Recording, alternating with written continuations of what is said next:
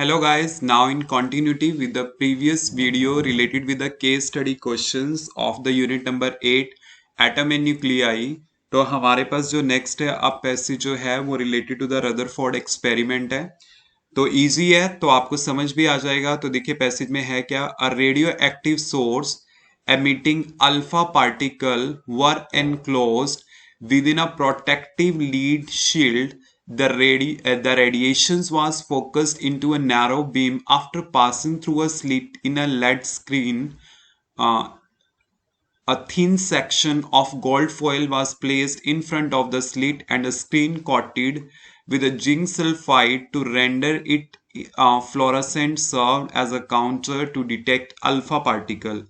As each alpha particle struck the fluorescent screen, it produces a burst of light called scintillations, which was visible through a viewing microscope attached to the back of the screen.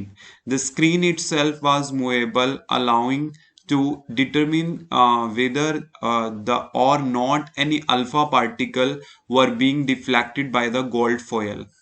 तो आपके पास क्या है कि diagram दिया गया है कि यहाँ पे ये एक लैड बॉक्स है, उसके अंदर अल्फा पार्टिकल का एक सोर्स है जो क्या करेगा, अल्फा मतलब रेडियो एक्टिव सोर्स है जो अल्फा पार्टिकल को एमिट करेगा। एक नैरो बीम है एंड देन क्या होगा, यहाँ पे स्क्रीन लगी है, फ्लोरोसेंट स्क्रीन है, इसके अंदर जिंक सल्फाइड की कोटिंग है, इसके इस पोर्शन पे ये गोल्ड फॉयल है, इस पे रेडिएशंस यहाँ से स्ट्राइक करेंगी एंड देन वो डिफरेंट डायरेक्शंस में स्कैटर्ड होंगी।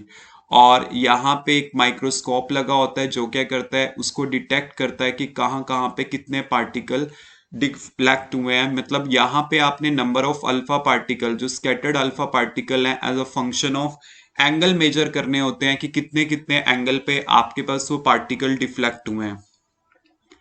तो आपके पास यहाँ पे क्वेश्चन नंबर 1 है, the particle which were deflected backward in a Rutherford experiment were hit upon by, मतलब वो किससे हिट होते हैं पार्टिकल वो आपको बताना है।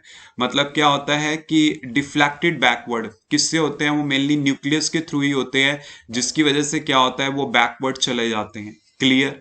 Now next is according to the Rutherford atomic model the whole atom, कि पूरा का पूरा एटम क्या है हमारे पास, इलेक्ट्रिकली न्यूट्रल है। ये रदरफोर्ड ने बताया था और इजी है, ये आपको समझ भी आ चुका होगा। Clear. And Rutherford in his atomic model could not explain the behavior of which of the following particle, किसका बिहेवियर उसने एक्सप्लेन नहीं किया था, इलेक्ट्रॉन। क्योंकि उसने इलेक्ट्रॉन के, क्योंकि देखो जब भी मैंने आपको पहले भी बताया था अबाउट द रदरफोर्ड एक्सपेरिमेंट, तो ये चीज बताई थी कि रदरफोर्ड ने ना मेनली न्यूक्लियस के ऊपर ही स्ट्रेस दिया था। उसने बोला था कि उसके अराउंड इलेक्ट्रॉन्स होते हैं, बट इलेक्ट्रॉन्स के ऊपर उसने ज्यादा स्ट्रेस नहीं दिया था, उसके बारे में ज्यादा इंडिकेशन नहीं दी थी, तो उसने इलेक्ट्रॉन्स के बारे में नहीं बताया था।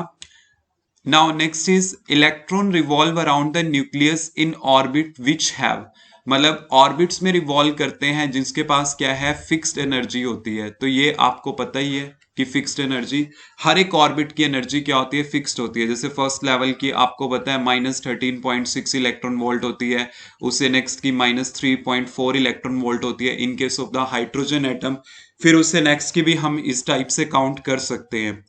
Now, next is according to the Rutherford, most of the space occupied the atom is empty. जो एटम के अंदर मोस्ट ऑफ द स्पेस क्या होता है वो एम्प्टी होता है, you know very well. Rutherford ने ये बोला था कि जो उसका कंक्लूजन था basically, most of the space inside the atom is empty, और जो पूरा का पूरा एक एटम का मास होता है हम उसे न्यूक्लियस का मास कंसीडर कर सकते हैं, because you know very well कि न्यूक्लियस पॉजिटिवली चार्ज होता है और इलेक्ट्रॉन उसके अराउंड रिवॉल्व होता है। तो every atom consist of a positively charge core where whole mass of the atom is supposed to be concentrated. तो एम्प्टी होता है, उसने ये चीज बोली थी, क्योंकि न्यूक्लियस तो क्या है, जस्ट एक स्मॉलेस्ट कोर है जो हमें पता होनी चाहिए यहाँ पे।